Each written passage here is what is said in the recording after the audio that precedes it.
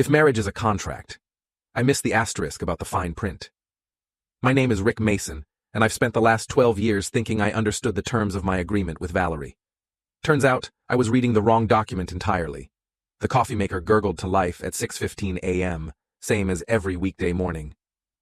Valerie emerged from our bedroom looking boardroom polished, not overtime weary, like someone who'd supposedly worked until midnight 3 nights running. Her makeup was flawless, her hair styled with the kind of precision that takes planning, not the thrown-together look of someone rushing to catch up on neglected projects. "Working late again tonight," she announced, not asked. She poured coffee into her travel mug, the expensive steel one I'd bought her for Christmas, and avoided my eyes. I studied her over my own mug, noting details I'd been too trusting to catalog before. The perfume was stronger than usual. Her blouse was new, still had the subtle crease marks from packaging. Most telling of all, she'd chosen her favorite earrings, the diamond studs she only wore for special occasions. "Big presentation coming up?" I asked, keeping my voice neutral. "Bradford wants the quarterly reports restructured. You know how demanding he can be." Bradford Shearing, her boss, 48 years old, married, drives a BMW that costs more than most people's annual salary. I'd met him exactly once, at the company holiday party 2 years ago. He'd shaken my hand with the kind of grip that was trying too hard to prove something, and his eyes had lingered on Valerie just a beat longer than professional courtesy required. "Right," I said. "Bradford." Valerie finally looked at me, and for a moment, something flickered across her face. Guilt, maybe, or calculation. "I might be really late. Don't wait up." She kissed my cheek, a quick, perfunctory gesture, and headed for the garage. I listened to her car reverse down our driveway, then sat in the sudden quiet of our kitchen, processing the uncomfortable weight settling in my chest. I'm a project manager at Midwest Logistics, which means I coordinate shipments, manage schedules, and solve problems for a living. The skill set translates surprisingly well to other areas of life, including recognizing when patterns don't add up.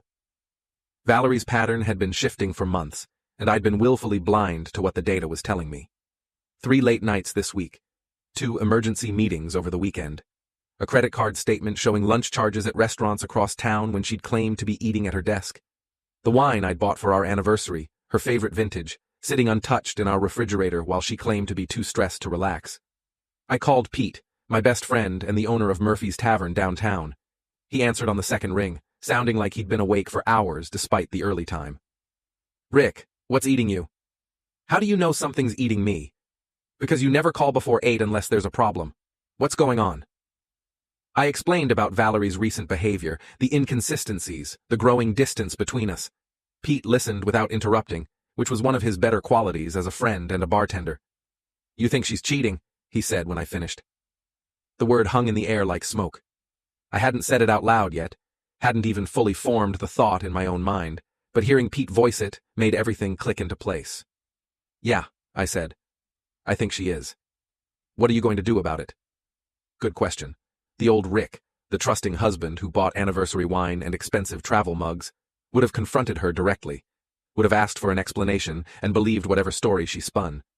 But something had shifted in me during that kitchen conversation, watching her perform the role of overwhelmed employee while dressed for seduction. "I'm going to find out for sure," I said. After hanging up with Pete, I did something I'd never done in 12 years of marriage. I called Valerie's office.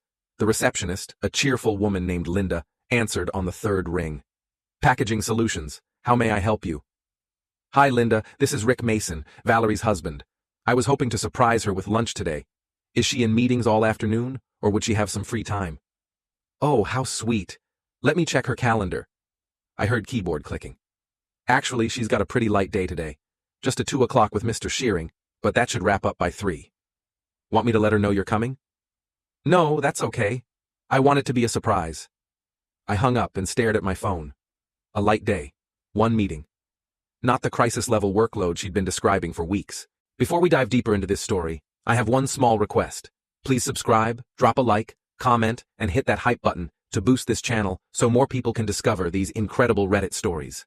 The rest of my workday passed in a haze of routine tasks while my mind churned through possibilities. Maybe there was an innocent explanation. Maybe she was planning something for my birthday next month, and the secrecy was for a good reason. Maybe I was being paranoid and jealous over nothing, but maybe I wasn't. At 5:30, I stopped at the wine shop near Valerie's office building and bought a bottle of the same vintage sitting untouched in our refrigerator. If she was really working late, she might appreciate the gesture. If she wasn't, well, I'd find out soon enough. The Packaging Solutions building was a gleaming glass tower in the business district, all sharp angles and reflective surfaces designed to project success and efficiency. I'd been there exactly twice before, once for that holiday party, and once to pick Valerie up when her car was in the shop. The lobby was mostly empty at this hour, just a security guard reading a newspaper behind the front desk. I recognized him from my previous visits, a large man everyone called Big Mike, former police officer who'd taken the corporate security job after retirement. He looked up as I approached, his face brightening with recognition. "Rick, here to see the missus?" Thought I'd surprise her. She's been working so hard lately. Something flickered across Big Mike's expression, too quick for me to interpret. "She's up on 15. You know the way?" I nodded and headed for the elevators, the wine bottle heavy in my hand. The ride to the 15th floor felt endless, my reflection multiplied in the polished steel doors, each version looking more uncertain than the last. Valerie's office was at the end of the hall, corner suite with windows overlooking the city. The door was closed, but I could see light underneath.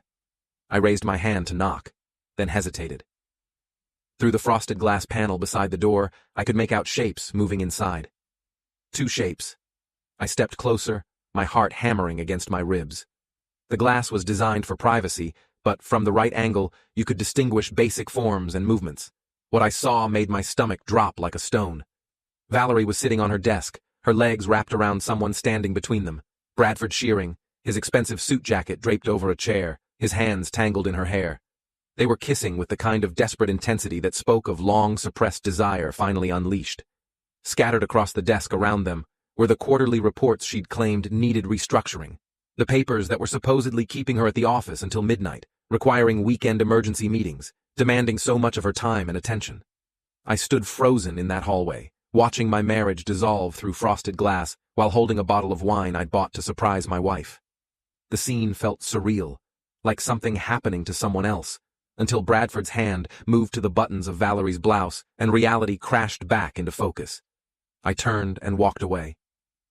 The elevator ride down felt different than the ride up, longer, quieter, like descending into some deeper version of myself I hadn't known existed. By the time I reached the lobby, my hands had stopped shaking and my mind had started working again. "Everything okay?" Big Mike asked as I passed his desk. I stopped and looked at him, really looked. His expression was sympathetic, knowing, not surprised. "How long?" I asked.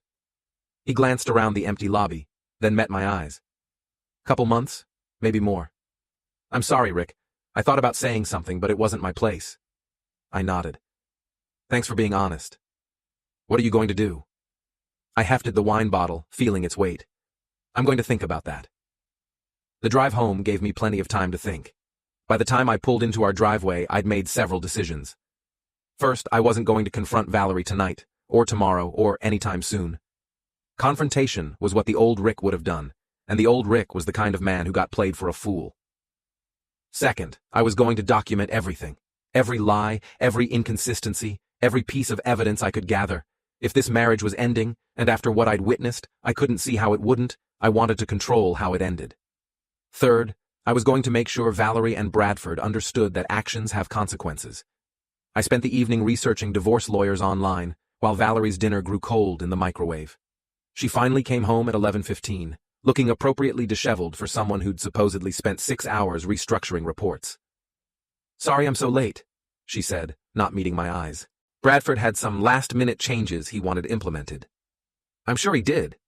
She looked at me sharply, but I kept my expression neutral. "Are you okay? You seem different." "Just tired. Long day." She nodded and headed upstairs. I heard the shower running, then the hairdryer, then the soft sounds of her getting ready for bed. When she finally came downstairs in her robe, I was still at my laptop. "Coming to bed?" "In a few minutes. Just finishing up some work." She hovered for a moment, like she wanted to say something else, then headed back upstairs. I listened to her footsteps on the ceiling above, waited for the house to settle into quiet, then got back to work. I started with our joint bank accounts, making note of every balance, every automatic payment, every shared asset. Then I moved on to credit cards, insurance policies, property records. By 3 a.m., I had a complete financial picture of our marriage and a plan for dismantling it. The next morning, Valerie emerged from the bedroom looking less polished than usual. Her makeup couldn't quite hide the shadows under her eyes, and her hair lacked its usual precision. "Another late night tonight?" I asked conversationally. "Probably. This project is really demanding." "I'm sure it is." She poured coffee with shaking hands, spilling a few drops on the counter. When she bent to clean them up, I noticed a small bruise on her neck, just below her collar line. A bruise that looked suspiciously like a bite mark. "Have a good day," I said as she headed for the garage. "You too." After she left, I made 3 phone calls.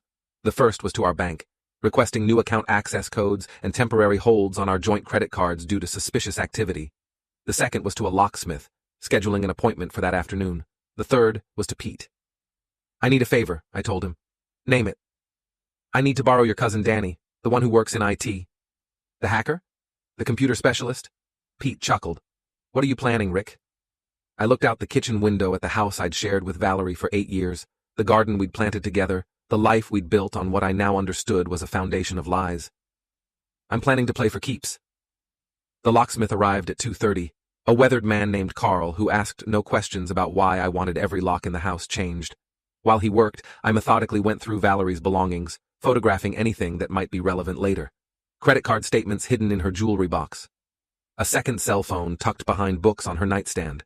Receipts for restaurants, hotels, and purchases I'd never heard about.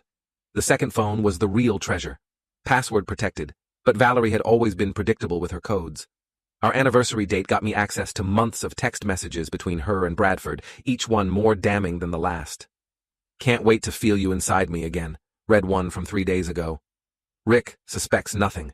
He's so pathetically trusting," read another from last week. "When are you going to leave him?" Bradford had asked 2 weeks ago. "Soon. I need to figure out the finances first. He makes decent money, and I want my fair share." I screenshot everything, then put the phone back exactly where I'd found it. By the time Carl finished with the locks, I had enough evidence to bury them both. Pete's cousin Danny arrived at 4, a thin kid in his 20s with sharp eyes and nimble fingers. He worked in IT for a downtown firm but had a reputation for side projects that existed in legal gray areas. "Pete says you need some computer help," he said, setting up his laptop at my kitchen table. "I need security camera footage from an office building, specifically the 15th floor of Packaging Solutions downtown." Danny's eyebrows rose. "That's not exactly legal." "The security guard is a friend. He might be willing to help." "Might be?" I pulled out $500 cash. "Will be." Danny grinned. "Now we're talking." Big Mike was working the evening shift when we arrived at Packaging Solutions. The lobby was empty except for a cleaning crew working the lower floors. I introduced Danny as a friend helping with a personal matter, and Mike's expression grew sympathetic. "I've been thinking about our conversation yesterday," Mike said. "It's not right what's happening. That woman's been lying to you for months. Can you help us?" Mike looked around the empty lobby, then nodded toward the security office. "Come on, but we need to be quick." The security office was cramped and lined with monitors showing feeds from throughout the building. Mike pulled up the system for the 15th floor, his fingers dancing across the keyboard with surprising dexterity for such a large man. "What dates do you need?" "Last 2 months. Any footage showing my wife's office or the hallway outside?" Mike's expression darkened as he scrolled through files. "There's a lot here, Rick. You sure you want to see all of it?" "I'm sure." What we found was worse than I'd imagined. Hours of footage showing Bradford entering Valerie's office after normal business hours. Long meetings with the door closed and the blinds drawn. Passionate embraces in the hallway when they thought no one was watching. On one particularly damning recording from 3 weeks ago, they'd been so careless that their activities were clearly visible through the office window. Danny copied everything onto encrypted drives while I watched my wife's betrayal play out in high definition. The timestamps told a story of escalating intimacy over months, beginning with lingering touches and meaningful looks, progressing to stolen kisses, and finally to full-blown affair conducted in her workplace with breathtaking arrogance. "I'm sorry you had to see this," Mike said as Danny finished copying files. "Don't be. This is exactly what I needed." We left the building with enough evidence to destroy both their careers and reputations, but I wasn't ready to play that card yet. First, I wanted them to understand they were in a game they couldn't win. I spent that evening preparing packages. The first contained printed screenshots of the most explicit text messages between Valerie and Bradford, along with a note. Thought you should know what your employees are doing on company time. I addressed it to the HR department at Packaging Solutions. The second package went to Bradford's home address, which I'd found through public records. It contained photos from the security footage showing him and Valerie in compromising positions, along with a simple message. Your wife might find these interesting. The third package was for Valerie's coworker Jenna, a gossipy woman who thrived on office drama and had never particularly liked my wife. This one contained copies of the text messages where Valerie had made disparaging comments about her colleagues, including several nasty remarks about Jenna herself. I mailed all 3 packages from different post offices across the city using untraceable prepaid postage. Then I went home and waited. Valerie came home at midnight, later than usual, looking flushed and satisfied. She kissed my cheek with lips that tasted like wine and lies. How was your day? She asked. Productive. Got a lot accomplished. She headed upstairs for her usual post-affair shower, while I pretended to watch television. When she came back down, wrapped in her robe with her hair still damp, she seemed more relaxed than she'd been in weeks. I think this project might wrap up soon, she said, curling up beside me on the couch. Really? Bradford thinks we're making good progress. A few more late nights should do it. I nodded and put my arm around her, marveling at how easily the lies came to her, how comfortable she'd become with deception. I'm glad, I said. I've missed having you home in the evenings. She looked up at me with what might have been genuine affection, if I hadn't known better. I've missed being here. We sat together watching a movie neither of us cared about, playing the roles of loving husband and wife while both of us harbored secrets. The difference was, my secrets were about to explode her world apart. The first bomb went off at 9:15 the next morning. Valerie called from her office, her voice tight with panic. Rick, something terrible has happened at work. HR wants to see me immediately. What about? I don't know. They won't say. But there are rumors flying around the office about inappropriate relationships and company policy violations. I made appropriate concerned husband noises while internally celebrating. I'm sure it's just a misunderstanding. I hope so. I can't afford any problems right now, not with my performance review coming up. After she hung up, I called Pete to give him an update. Phase 1 is in motion, I reported. How do you think she'll react? Badly. Valerie doesn't handle stress well when she can't control the situation. And Bradford? He's about to have a very interesting conversation with his wife. The second bomb detonated around noon. Jenna, armed with screenshots of Valerie's disparaging text messages, had apparently been busy spreading gossip throughout the office. According to my source, Big Mike, who had friends throughout the building, Valerie was being shunned by her coworkers and facing serious questions from HR about her relationship with Bradford. The third bomb was the most satisfying. Bradford's wife, Patricia, had received the security footage photos and was reportedly on her way to the Packaging Solutions building for what promised to be a very public confrontation. I was having lunch at a deli across the street from Valerie's office when Patricia Shearing's silver Mercedes pulled up to the building's entrance. Even from a distance, I could see the fury in her posture as she strode through the lobby doors. She was a striking woman in her 40s, elegant and composed, but today she moved with the fierce purpose of someone who'd been pushed too far. 20 minutes later, she emerged with Bradford trailing behind her, his face pale and his expensive suit rumpled. They had what appeared to be a heated argument on the sidewalk before Patricia got back in her car and drove away, leaving Bradford standing alone outside his office building, looking like a man whose world had just collapsed.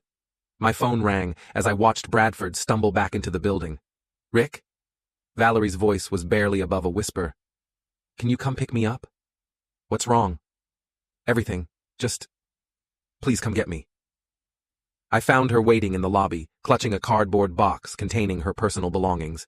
Her face was blotchy from crying, her carefully styled hair disheveled, her professional composure completely shattered. They suspended me, she said as soon as I approached. Pending investigation into my relationship with Bradford. Someone sent HR photos and text messages, Rick. Private, personal things that should never have been shared. That's terrible, I said, taking her box and guiding her toward the exit. Who would do something like that? I don't know. But whoever it was, they're trying to destroy my career. We walked past the spot where Bradford had been humiliated by his wife less than an hour earlier. I wondered if Valerie knew about that confrontation yet, or if it would be another unpleasant surprise waiting for her. What did HR say exactly? That they received anonymous evidence of inappropriate conduct between Bradford and me. They showed me security footage, Rick. Someone had been watching us, recording us, violating our privacy. The irony was beautiful. She was more upset about being watched than about the betrayal that watching had revealed. Maybe it's not as bad as it seems, I said, opening the car door for her. It's worse. Bradford's wife showed up and caused a scene. She slapped me in front of half the office, called me names I won't repeat, and threatened to ruin my reputation if I ever come near her husband again. She slapped you? Right across the face in the middle of the lobby. Security had to escort her out. I started the car, hiding my smile. Are you hurt? My pride more than anything else. But Rick, this could destroy my career. If word gets out about this investigation, no company in the city will hire me. I'm sure it will blow over. She looked at me sharply. How can you be so calm about this? Your wife has been accused of having an affair. Have you been having an affair? The question hung between us like a challenge. Valerie's eyes filled with tears, and for a moment, I thought she might confess everything. Instead, she looked away and said, Of course not. Someone is trying to frame me. Then you have nothing to worry about.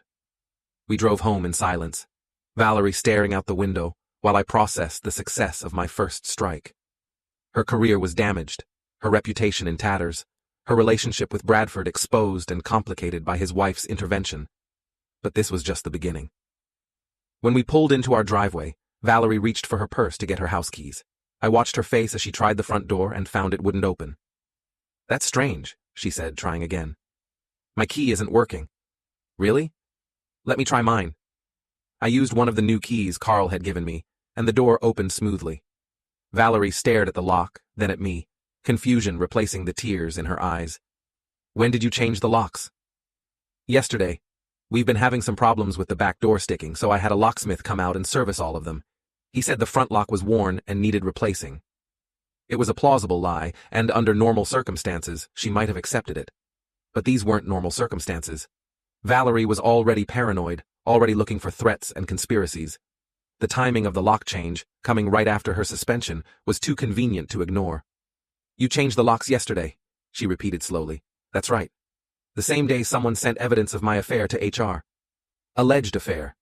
She stepped into our foyer and looked around like she was seeing the house for the first time. Everything was exactly as she'd left it that morning, but somehow the atmosphere had changed. The home she'd shared with her trusting husband had become the domain of someone else entirely. Rick, she said carefully, is there something you want to tell me? I closed the door behind us and turned the new deadbolt. The sound seemed unusually loud in the quiet house. Just that I love you, I said, and I hope you know you can tell me anything. She searched my face for clues, but I kept my expression neutral. After 12 years of marriage, I'd learned to read her moods and tells. Now I was using that knowledge against her, presenting a calm facade while she struggled to understand how much I knew. I need a drink, she said finally. Good idea. Why don't you pour us both something while I put your things away? I carried her box upstairs to our bedroom, taking my time, letting her stew in uncertainty. When I came back down, she was standing in the kitchen with a glass of wine, staring at her phone. Bradford's been trying to reach me, she said. 17 missed calls. Maybe you should talk to him. Find out what his plan is for dealing with this situation. You want me to call him? If it helps clear up this misunderstanding, then yes. She dialed his number and put the phone on speaker. Bradford answered on the first ring, his voice strained and desperate. Valerie, thank God, we need to talk. I'm here with Rick, she said quickly. There was a pause. Oh, hi Rick. Hello Bradford. I hear you're both dealing with some unpleasant accusations. Someone is trying to destroy us. The photos, the text messages, someone has been watching us for months. Text messages? I asked innocently. Valerie shot me a panicked look. There were some communications between Bradford and me that were taken out of context. What kind of communications? Bradford's voice came through the speaker, tight with stress. Personal conversations that made our professional relationship look inappropriate? I see. And were they inappropriate? Another pause. Longer this time. Rick, Valerie said, maybe we should discuss this privately. I think Bradford should be part of this conversation. After all, his reputation is at stake too. Look, Bradford said, I don't know who's behind this, but they're playing games with all of us. The timing, the anonymous packages, the security footage. Someone planned this whole thing. You think it was planned? Absolutely. Someone wanted to expose our Friendship, in the most damaging way possible. Your friendship, I repeated. That's right. I looked at Valerie, who was gripping her wine glass so tightly her knuckles had turned white. She knew I didn't believe the friendship story. She knew I was testing them both, waiting to see how far they'd push their lies. Well, I said finally, I hope you figure out who's responsible. We will, Bradford said. And when we do, they're going to pay for what they've done to us. I smiled at that. I'm sure they are. After Bradford hung up, Valerie and I sat in our kitchen, the silence stretching between us like a taut wire. She kept glancing at me, trying to read my expression, trying to figure out how much I knew and how much I was guessing. Rick, she said finally, I need you to know that whatever you might have heard today, whatever accusations are being made, I love you. Our marriage means everything to me. I'm glad to hear that. Do you believe me? I reached across the table and took her hand. Her skin was cold, her fingers trembling slightly. I believe you love me, I said, but I also believe you're not telling me the truth about Bradford. Her face crumpled. Rick. It's okay, I interrupted. We don't have to talk about it tonight. You've had a traumatic day. Why don't you go upstairs and rest? Tomorrow, we can figure out how to handle this situation. She nodded, tears streaming down her face, and headed for the stairs. I listened to her footsteps overhead, heard the bedroom door close, heard the muffled sounds of crying. Then I opened my laptop and began planning phase 2. The next morning brought fresh chaos. Valerie's phone started ringing at 7 a.m. with calls from coworkers, friends, and her mother, who had somehow heard about the suspension. By 8, she was fielding questions about her relationship with Bradford from people who'd never shown interest in her personal life before. The whole city knows, she said, pacing our kitchen in her robe. Jenna has been telling everyone that I'm a husband-stealing manipulator who bad-mouthed the entire office staff. That seems extreme. She showed people text messages, Rick. Private conversations where I might have vented about work frustrations. Now everyone thinks I'm some kind of backstabbing witch. I poured coffee and pretended to read the morning news, while Valerie spiraled into panic. Her phone buzzed with another call, Bradford's number, and she declined it for the 5th time in an hour. He keeps trying to reach me, but I don't know what to say. His wife filed for separation yesterday. She's demanding half his assets and threatening to expose everything if he doesn't cooperate. That's unfortunate. Unfortunate? Rick, this affects me too. If Patricia goes public with those photos, my reputation will be completely destroyed. I thought you said the photos were taken out of context. Valerie stopped pacing and stared at me. They were. Then what are you worried about? Because context doesn't matter when people want to believe the worst about you. Her phone buzzed again. This time it was a number she didn't recognize. She answered cautiously. Hello? Is this Valerie Mason? The voice was female, professional, unfamiliar. Yes. This is Jennifer Walsh from Channel 7 News. We're doing a story about workplace harassment and inappropriate relationships in corporate environments. We'd like to get your comment on the allegations surrounding your employment at Packaging Solutions. Valerie's face went white. No comment, she said, hanging up quickly. The media? I asked. Someone tipped off the news. They want to interview me about the affair. Alleged affair. Stop saying that, she snapped. This isn't a game, Rick. My entire life is falling apart. Maybe you should call Bradford back. Coordinate your response. She looked at me suspiciously. Why are you being so helpful about this? Because you're my wife. If you're in trouble, we need to figure out how to handle it together. That seemed to calm her slightly. She sat down across from me and dialed Bradford's number. He answered immediately. Valerie, we need to meet. Things are getting worse. I know. Channel 7 just called me. They called me too, and the Tribune. Someone is feeding information to the media. What kind of information? Details about our relationship.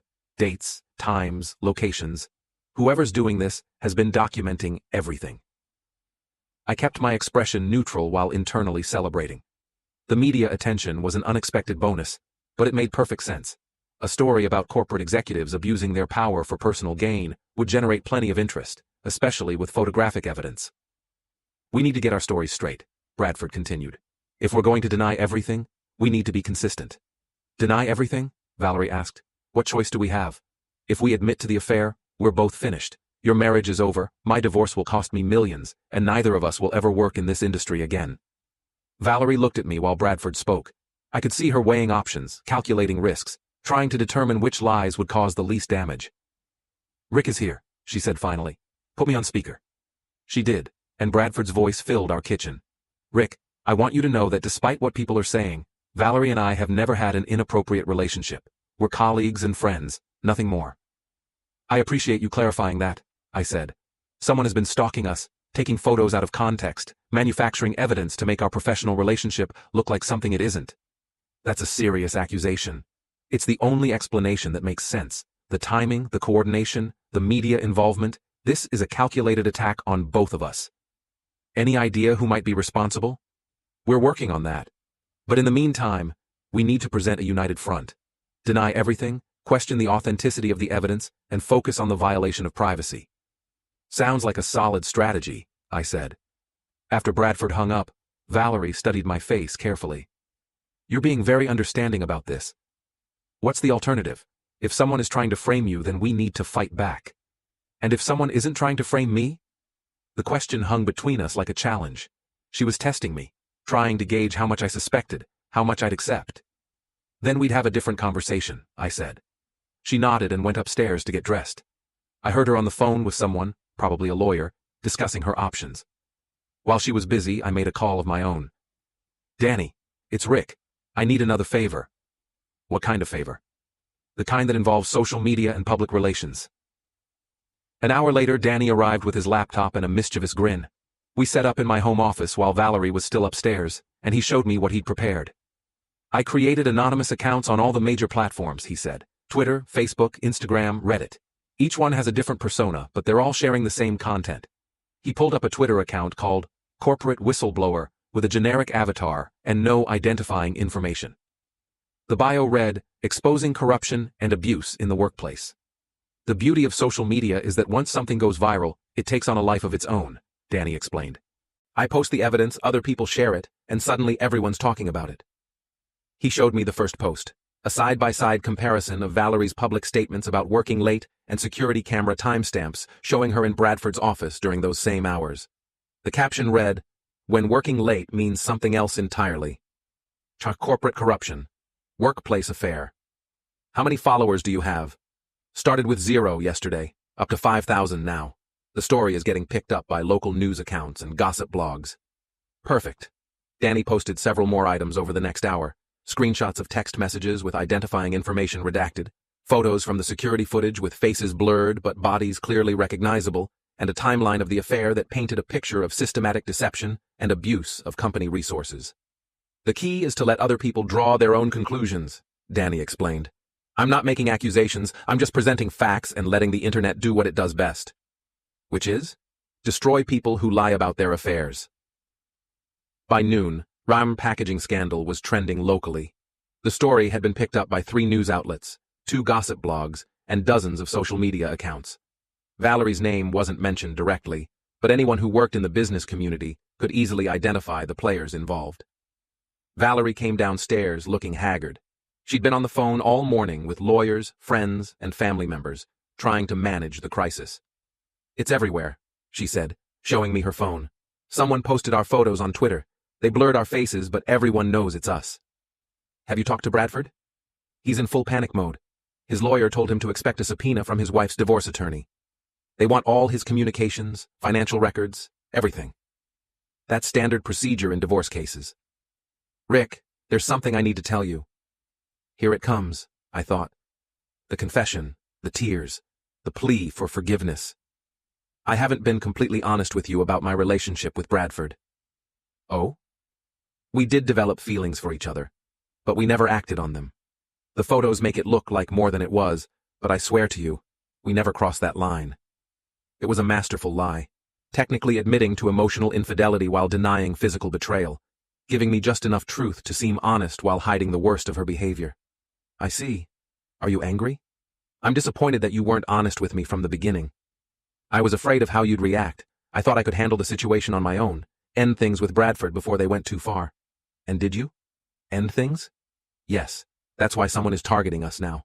They wanted to expose our relationship before we could end it properly. Another lie. The security footage showed their relationship escalating, not ending. But I played along. Who do you think is behind this? I don't know. Someone with access to our building, our communications, our personal information, someone who's been watching us for months. That's frightening. It is. Rick, I'm scared. Whoever's doing this, they're not just trying to expose us, they're trying to destroy our lives. I pulled her into a hug, feeling her trembling against me. We'll figure this out, I said. We'll find out who's responsible. Promise? I promise. That afternoon, while Valerie was meeting with her lawyer, I drove to Pete's bar to check on the next phase of my plan. Pete was behind the bar, polishing glasses and watching the news coverage of the scandal on the television mounted above the liquor bottles. You're all over the local channels, he said as I sat down. Indirectly. Channel 7 ran a whole segment about workplace harassment and corporate accountability. They didn't name names, but they showed the building where it happened and talked about anonymous evidence. Good. Pete poured me a beer and leaned against the bar. How's Valerie handling it? She's sticking to her story, claims they never actually had a physical relationship. Even after you showed her the evidence? I haven't shown her anything. As far as she knows, I'm the supportive husband who believes her version of events. That must be difficult. It's strategic. If she thinks I'm on her side, she'll keep confiding in me. The more she tells me, the more ammunition I have. And Bradford? He's drowning. His wife filed for separation, his company is investigating him, and the media is circling like sharks. Pete nodded approvingly. What's next? Phase 3. Time to apply some direct pressure. I spent the rest of the afternoon preparing for the evening's activities. First, I called Bradford's office and left a message with his secretary, identifying myself as Valerie's husband and requesting a meeting to discuss the situation. Then I drove to his neighborhood, a wealthy suburb full of oversized houses and manicured lawns. Bradford lived in a colonial mansion with circular driveway and 3-car garage. His BMW was parked outside, along with a moving truck. Through the front windows, I could see people carrying boxes and furniture. Patricia was apparently wasting no time in claiming her share of their assets. I parked across the street and waited. At 6:30, Bradford emerged from the house looking exhausted and defeated. He got in his car and drove away, probably heading to a hotel or temporary apartment. I followed at a distance. He stopped at a downtown hotel, one of the expensive chains that cater to business travelers. I watched him check in, then waited another hour before approaching the front desk. Excuse me, I said to the clerk. I'm supposed to meet Bradford Shearing for dinner. Can you ring his room? Certainly. What name should I give? Rick Mason. A few minutes later, Bradford appeared in the lobby looking confused and wary. He was dressed in the same suit he'd worn to the office, but it was wrinkled and his tie was askew. The confident executive I'd met at the holiday party 2 years ago had been replaced by a man who looked like he hadn't slept in days. Rick, what are you doing here? I thought we should talk, man to man. He glanced around the lobby nervously. This isn't a good time. It's the perfect time. Your wife just moved out, your career is in ruins, and my wife is lying to both of us. I'd say we have plenty to discuss. Bradford led me to the hotel bar, a dimly lit space with leather chairs and soft jazz playing in the background. We sat in a corner booth where we couldn't be overheard. Look, he said, I know this situation is difficult for everyone involved. Difficult is an interesting word choice. What would you call it? A betrayal, a violation of trust, a calculated deception that's been going on for months. Bradford shifted uncomfortably in his seat. Rick, I want you to know that Valerie loves you. Whatever happened between us, it doesn't change how she feels about her marriage. What exactly did happen between you? We developed feelings for each other. It was unprofessional and inappropriate, but it wasn't planned. These things sometimes happen in workplace environments. These things, emotional connections, attractions. We're both adults, we work closely together, we spend long hours on challenging projects. It's natural that we'd develop a bond. I leaned back in my chair and studied his face.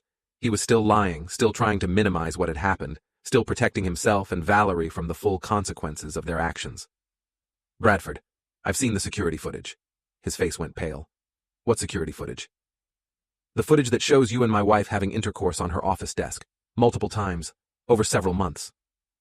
He stared at me in shock, his mouth opening and closing like a fish out of water. I've also read the text messages, I continued, the ones where she calls me pathetically trusting, the ones where you discuss leaving our respective spouses, the ones where you plan your next encounter in graphic detail. How did you... Does it matter? The point is, I know everything. The question now is what we're going to do about it. Bradford reached for his drink with a shaking hand. What do you want? I want you to understand that actions have consequences. You chose to pursue a relationship with my wife. She chose to betray our marriage. Now you're both going to live with the results. Are you threatening me? I'm explaining reality. Your career is finished, your marriage is over, your reputation is destroyed, and this is just the beginning. The beginning? I smiled. Did you really think a few anonymous packages and some social media posts were the extent of my plan? Bradford's face went from pale to gray. You're behind this. The photos, the media attention, everything. I'm behind seeking the truth. You and Valerie are behind everything else. What do you want from me? I want you to stay away from my wife. I want you to stop taking her calls. I want you to disappear from her life completely. And if I don't? Then phase 4 of my plan goes into effect. And trust me, you don't want to see phase 4. I stood up and dropped a 20 on the table. Enjoy your stay at the hotel, Bradford. Something tells me you're going to be here for a while. I left him sitting in that bar, staring into his drink and contemplating the ruins of his life. The drive home gave me time to savor the success of our conversation. Bradford now understood that I was the architect of his downfall, which meant he'd be desperate to distance himself from Valerie. That desperation would drive a wedge between them, isolating her and making her more dependent on me for support. When I got home, Valerie was in the kitchen making dinner. She looked up as I entered, her face brightening with what seemed like genuine relief. "How was your day?" she asked. "Productive. I had an interesting conversation with Bradford." Her smile faltered. "You talked to Bradford?" "I went to see him at his hotel. We discussed the situation." "What did he say?" "He admitted that you two had developed an inappropriate relationship. He also said he was ending it." Valerie nodded quickly. "That's right. We both realized we'd made a mistake. He seemed very concerned about your reputation. Said he didn't want you to suffer because of his poor judgment. That's good of him." I moved closer to her, close enough to see the fear in her eyes. "Valerie, is there anything else you want to tell me? Anything you think I should know before this situation gets worse?" She searched my face, trying to determine how much I knew, how much I was guessing, how much I was willing to forgive. "No," she said finally. "I've told you everything." "Good, because tomorrow we're going to start fighting back." "Fighting back?" "Against whoever's been stalking you and Bradford. Whoever's been violating your privacy and trying to destroy your lives. It's time to go on the offensive." Relief flooded her features. "You believe me. I believe in us, in our marriage, in fighting for what's important." She kissed me then, with more passion than she'd shown in months. It was the kiss of a woman who thought she'd successfully manipulated her husband, who believed she'd convinced me to be her ally rather than her enemy. I kissed her back and began planning phase 4. The next morning brought a development I hadn't anticipated. Valerie's phone rang at dawn with a call from her lawyer, who delivered news that sent her into a complete panic. "They're conducting a formal investigation," she said after hanging up. "Not just HR, the company's board of directors. They want to interview me under oath about my relationship with Bradford and my use of company resources." "That seems excessive." It gets worse. Someone sent them additional evidence overnight. Financial records showing Bradford approved unusual expense reports for me. Hotel receipts, restaurant bills, even a weekend conference that apparently never existed. I poured coffee and tried to look concerned rather than satisfied. The financial evidence was something I'd discovered during my research but hadn't used yet. Someone else must have found the same information and decided to escalate the situation. Who would have access to those records? Anyone in accounting, HR, or upper management. But Rick, some of those expenses were legitimate. The hotel receipts were from actual business trips. And the others? She hesitated. Bradford sometimes covered personal expenses as a favor. Nothing major, just dinners and small things. Another lie. The expense reports I'd seen showed thousands of dollars in questionable charges over several months. Weekend getaways disguised as business trips, expensive dinners at romantic restaurants, even jewelry purchases labeled as client gifts. How much money are we talking about? I don't know exactly, maybe a few $1,000s over the past year. Try 15,000, I thought. But I kept that information to myself. Your lawyer thinks this is serious? She thinks I could face criminal charges if they decide to pursue it. Misuse of company funds, fraud, conspiracy with Bradford to embezzle money. That's ridiculous. You're not a criminal. Tell that to the prosecutors who might be reviewing this case. Her phone rang again. This time it was a number she didn't recognize, but she answered anyway. Hello? Mrs. Mason? This is Detective Sarah Chen with the Financial Crimes Unit. We'd like to schedule an interview with you regarding irregularities in expense reporting at Packaging Solutions. Valerie's face went white. I need to call my lawyer. That's your right. But Mrs. Mason, I want you to know that cooperation at this stage could be beneficial for you. The longer this investigation drags on, the more complicated it becomes for everyone involved. I understand. I'll have my attorney contact you. After she hung up, Valerie sat in stunned silence. The situation had escalated beyond workplace gossip and marital problems into potential criminal territory. The police are involved now, she said quietly. It's probably just routine. When companies report financial irregularities, law enforcement has to investigate. Bradford's going to blame everything on me. I know he will. He'll say I seduced him, manipulated him, convinced him to approve those expenses. Would he do that? He's a coward, Rick.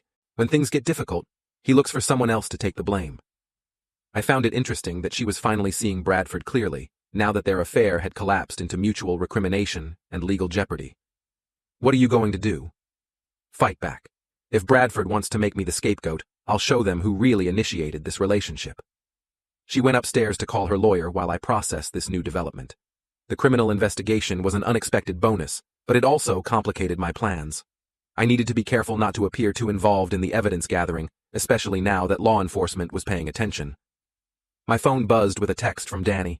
Saw the news about the investigation. Want me to back off the social media campaign? I replied, continue, but be more careful.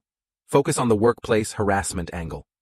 An hour later, Valerie came downstairs looking determined rather than panicked. She'd apparently had a productive conversation with her lawyer. I'm going to cooperate with the investigation, she announced. Tell them everything about Bradford's behavior, his abuse of power, his manipulation of company resources. Everything? Everything that matters. How he pursued me despite my initial reluctance.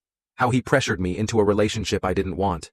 How he used his position to coerce me into compromising situations. I stared at her in amazement. She was completely rewriting the history of their affair, transforming herself from willing participant to victim of workplace harassment. Is that what happened? It's what I remember happening. And the text messages that show you were an eager participant? Taken out of context. When your boss is pressuring you into a relationship, you say what you think he wants to hear. It's survival, not enthusiasm. The audacity was breathtaking. Faced with potential criminal charges, she was constructing an entirely new narrative that painted Bradford as the predator and herself as the victim. What about the expense reports? Bradford handled all of that. He told me the company was covering certain expenses as part of my compensation package. I never asked him to falsify anything. Do you have any proof of that? I have emails where he discusses expense policies and company benefits. My lawyer thinks they'll support my version of events. I nodded thoughtfully. So your strategy is to cooperate with the investigation and present yourself as Bradford's victim rather than his partner. That's exactly my strategy. What if Bradford tells a different story? Then it's his word against mine. And I have evidence of his pattern of inappropriate behavior with other female employees. Other employees? Bradford has a history, Rick. I'm not his first affair, just his most recent. My lawyer is already in contact with 2 other women who worked for him in previous positions. This was news to me. In all my research into Bradford's background, I hadn't uncovered evidence of other affairs. Either Valerie was lying, or she had access to information I'd missed. How do you know about these other women? Office gossip. Rumors that have been circulating for years. My lawyer is going to track them down and see if they're willing to testify about Bradford's behavior. That could be powerful testimony. It could also destroy his credibility completely. If the investigators believe he has a pattern of exploiting female subordinates, they'll be much more likely to accept my version of events. I had to admire her strategic thinking, even as I despised her dishonesty. Faced with the collapse of her career and potential criminal charges, she was mounting a sophisticated defense that shifted all blame to Bradford, while positioning herself as a victim of workplace harassment. There's just one problem with your plan, I said. What's that? The security footage. It's pretty clear that you were a willing participant in whatever happened between you and Bradford. Security footage can be misleading. Without audio, without context, it's just images that can be interpreted in different ways. Some of those images are pretty explicit, which is exactly why my lawyer is arguing that they represent a violation of privacy that should be excluded from any legal proceedings. She had an answer for everything. Every piece of evidence, every potential weakness in her story, every angle the investigators might pursue. It was like watching a master manipulator at work, constructing lies so sophisticated they almost sounded believable. What do you need from me? I asked. Your support, Your testimony about Bradford's inappropriate behavior at company events. Your witness to the stress and anxiety I've been experiencing because of his harassment. You want me to lie for you? I want you to tell the truth about what you observed. Bradford's possessive behavior toward me, his inappropriate comments, his obvious interest in pursuing a relationship despite my married status. I thought back to the company holiday party where I'd met Bradford. Had his behavior been inappropriate? Had he shown excessive interest in Valerie? Looking back through the lens of what I now knew, I could probably construct a narrative that supported her version of events. I'll do whatever I can to help, I said. Relief flooded her face. Thank you. I know this is difficult for you, but I need you to understand that I never wanted any of this to happen. I believe you. She kissed me gratefully and went upstairs to prepare for her meeting with the detective. While she was gone, I called Pete to update him on the latest developments. She's throwing Bradford under the bus, I reported. Smart move considering the circumstances. The question is whether it will work. If she can convince the investigators that she was Bradford's victim rather than his accomplice, she might avoid criminal charges. How do you feel about that? Conflicted. Part of me wants to see her face consequences for what she did, but another part of me is impressed by her survival instincts. What's your next move? I'm going to help her destroy Bradford. Come again? Think about it, Pete. If Bradford goes down for workplace harassment and financial fraud, he's completely discredited. No one will believe his version of events. Valerie gets to play the victim, but she's still lost her job, her reputation, and her marriage. You're still planning to divorce her? Eventually. But first, I want to see how this plays out. If she can successfully destroy Bradford while thinking I'm supporting her, that's a level of poetic justice I can appreciate. That afternoon, I did something that surprised even me. I called Bradford. Rick? Why are you calling me? Because I think we need to talk about Valerie's new strategy. What strategy? The one where she claims you harassed and coerced her into a relationship she didn't want. There was a long pause. She's saying what? That you abused your position of power to pressure her into an affair. That you manipulated company resources to cover personal expenses without her knowledge. That you have a pattern of inappropriate behavior with female subordinates. That's completely false. She pursued me as much as I pursued her. I know that, you know that. But the investigators don't know that. What are you getting at? I'm getting at the fact that Valerie is about to destroy your credibility completely, and you need to decide how you're going to respond. Are you offering to help me? I'm offering to be realistic about the situation. Valerie has evidence, witnesses, and a compelling narrative. What do you have? The truth. The truth is that you both engaged in an affair that violated company policy and involved misuse of corporate resources. The question is, who gets blamed for initiating and orchestrating that affair? So what do you suggest? Cooperation. Full disclosure. Accept responsibility for your part in what happened, but make sure the investigators understand that Valerie was an equal participant. Why would you help me hurt your wife? Because I want the truth to come out. All of it. After I hung up, I sat in my office contemplating the chess game I'd set in motion. Valerie thought I was supporting her victim narrative. Bradford thought I was helping him present a balanced account of their affair. In reality, I was manipulating both of them toward a confrontation that would expose the full extent of their deception and betrayal. That evening, Valerie returned from her meeting with Detective Chen, looking cautiously optimistic. How did it go? Better than I expected. She seemed sympathetic to my situation and very interested in Bradford's history of inappropriate behavior. What kind of questions did she ask?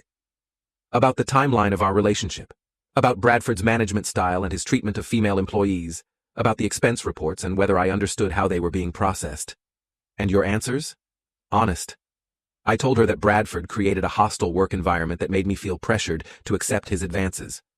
I explained that I tried to maintain professional boundaries but felt my job security was threatened if I didn't cooperate with his expectations. Did she believe you? I think so. She took extensive notes and asked for contact information for other employees who might have witnessed Bradford's behavior. What happens next? They're going to interview Bradford tomorrow. Detective Chen warned me that he might try to blame me for everything, but she said that's typical in these cases. Are you worried? Not anymore. My lawyer thinks we have a strong case for workplace harassment. Even if they can't prove criminal intent on Bradford's part, his career is finished.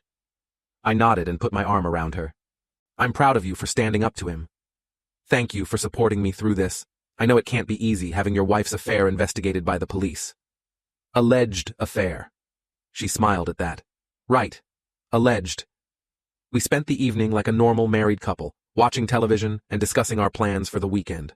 But underneath the domestic tranquility, I could feel the tension building toward a climax that would shatter both their lives in ways they couldn't imagine. The next morning brought the news I'd been waiting for.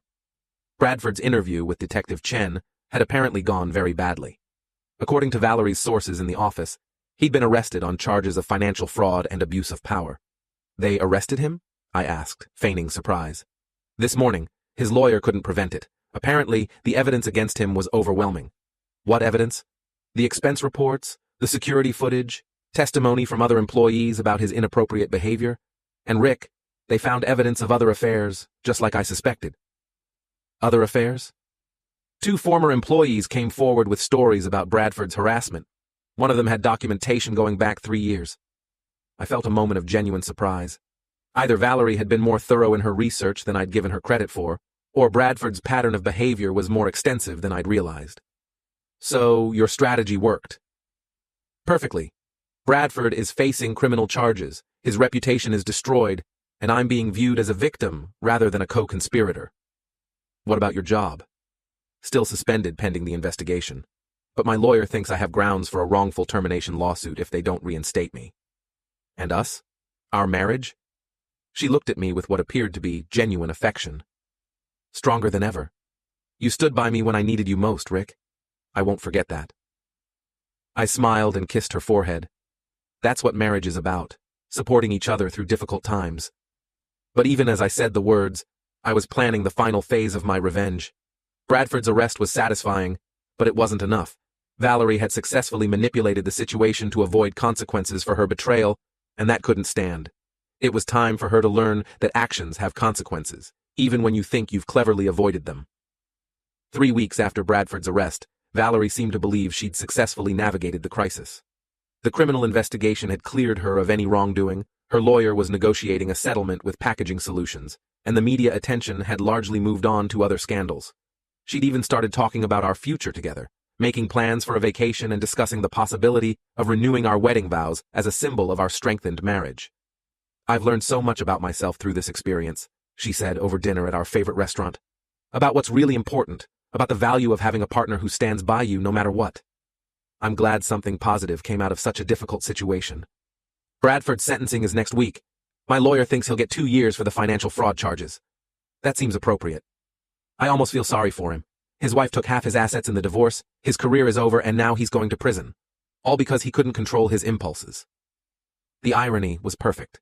She genuinely believed that Bradford's downfall was entirely his own fault, that she bore no responsibility for the affair or its consequences. What about you? Any word on your job status? They're offering me a position with a different division. Same salary, better benefits, and a guarantee that this incident won't appear in my personnel file. That's generous. My lawyer was very persuasive about the hostile work environment claim. The company wants to avoid a lawsuit. I nodded and raised my wine glass. To new beginnings. To new beginnings. We clinked glasses, and I watched her smile, knowing it would be one of the last genuinely happy moments she'd experience for a very long time. The next morning, while Valerie was at her lawyer's office finalizing the employment settlement, I put the final phase of my plan into motion. It started with a phone call to Detective Chen.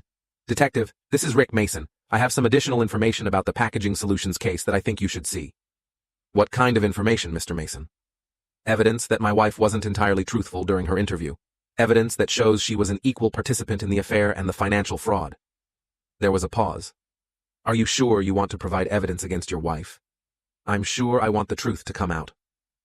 An hour later, I was sitting in Detective Chen's office with a laptop full of evidence I'd been holding in reserve. The security footage that showed Valerie initiating contact with Bradford. The text messages where she discussed manipulating company expense policies. The financial records proving she'd personally benefited from thousands of dollars in fraudulent charges. This paints a very different picture than what your wife described, Detective Chen said, after reviewing everything. I know. I've been struggling with whether to come forward, but I can't live with the deception anymore. Why didn't you share this information earlier? I wanted to believe her version of events. I wanted to think she was a victim rather than a co-conspirator, but the evidence is clear. Detective Chen studied the financial records carefully. These expense reports show your wife personally benefiting from company funds, weekend trips, expensive dinners, jewelry purchases. That's not consistent with someone being coerced into an unwilling relationship. No, it's not. And these text messages show her actively planning to manipulate the investigation. She's been playing both sides from the beginning, deceiving Bradford, deceiving me, deceiving your investigation. Mr. Mason, I have to ask, why are you doing this? Why are you providing evidence that will likely result in criminal charges against your wife? I looked out the window of her office at the city where I'd lived and worked for 15 years, where I'd built a life with a woman who'd betrayed everything we'd shared together. Because marriage is supposed to be based on trust, I said, and I can't trust someone who's capable of this level of deception. 2 days later, Valerie was arrested at our home. I watched from the kitchen window as Detective Chen and 2 uniformed officers walked her to a police car in handcuffs, while our neighbors gathered on their porches to witness the spectacle. She looked back at the house as they put her in the car, her eyes finding mine through the window. Even from that distance, I could see the shock and betrayal on her face. She'd finally realized that her supportive husband had been playing a deeper game than she'd imagined. The charges were extensive: conspiracy to commit fraud, misuse of corporate resources, perjury during the initial investigation, and obstruction of justice. Her lawyer, who'd been so confident about the wrongful termination lawsuit, now faced the challenge of defending a client who'd lied to everyone, including her own legal counsel. The media coverage was brutal. The story of the executive who'd successfully played the victim while concealing her own criminal behavior became a cautionary tale about corporate corruption and the dangers of believing convenient narratives. Pete found me at home that evening, sitting on my back porch with a beer and watching the sunset. "How do you feel?" he asked, settling into the chair beside me. "Tired." "Satisfied?" "Getting there." "Any regrets?" I considered the question while watching the sky fade from orange to purple. I regret that it came to this. I regret that 12 years of marriage ended with handcuffs and criminal charges. But you don't regret exposing the truth. No, I don't regret that. What's next? Divorce proceedings, selling the house, starting over? You could have just divorced her when you first found out about the affair.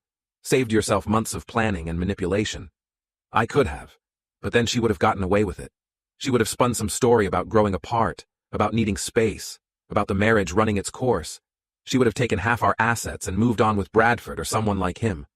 Instead, she's facing 2 to 5 years in prison. Her career is destroyed. Her reputation is ruined. And everyone knows exactly what kind of person she really is. Pete nodded slowly. That's some serious revenge, Rick. It's not revenge, it's consequences. What's the difference? Revenge is emotional. Consequences are logical. The trial lasted 3 weeks. I testified about the evidence I'd discovered and my decision to come forward with the truth. Valerie's lawyer tried to paint me as a vindictive husband seeking revenge, but the financial records and text messages spoke for themselves. Bradford, serving his own sentence, was brought in to testify about their relationship. Faced with additional charges if he lied under oath, he confirmed that Valerie had been an equal participant in both the affair and the financial fraud. The jury deliberated for 6 hours before returning guilty verdicts on all counts. Valerie was sentenced to 3 years in prison, with the possibility of parole after 18 months. As the judge read the sentence, she looked at me one last time. Her expression was no longer shocked or betrayed. It was resigned, almost respectful. She'd finally understood that she'd been outplayed by someone she'd consistently underestimated. Outside the courthouse, reporters asked me how I felt about my wife's conviction. "I feel like justice has been served," I said. "Actions have consequences, and my wife is finally facing the consequences of her actions. Do you plan to divorce her?" Those proceedings are already underway. Any final thoughts about this situation? I looked up at the courthouse steps where Valerie had just been sentenced, thinking about the morning 3 months ago when I discovered her affair through frosted glass. "If you're going to betray someone's trust," I said, "make sure they're not smarter than you think they are."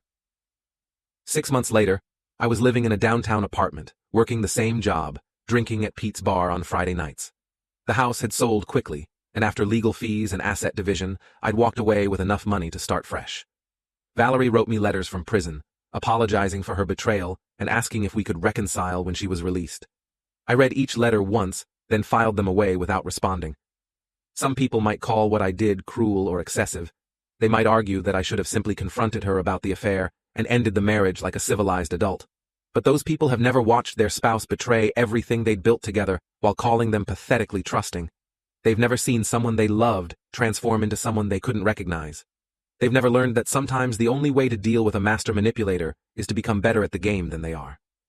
I kept one photo from our marriage, a picture from our wedding day, where we're both smiling and looking toward a future we thought we'd share. Sometimes I look at that photo and remember what it felt like to trust someone completely.